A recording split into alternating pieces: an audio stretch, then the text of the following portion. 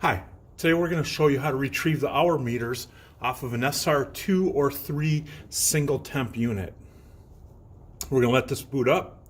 Just a reminder, this procedure is also found in the unit's diagnostic manual, also known as the Green Book. So if you have access to this unit's Green Book, this procedure is in there as well. So when this screen comes up, we're going to go ahead and push menu.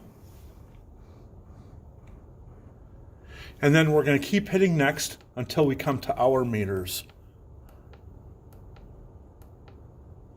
Oh, I went too far. Select. And here are our hour meter readings for this unit. Total hours, engine hours, and that's it. Thank you very much.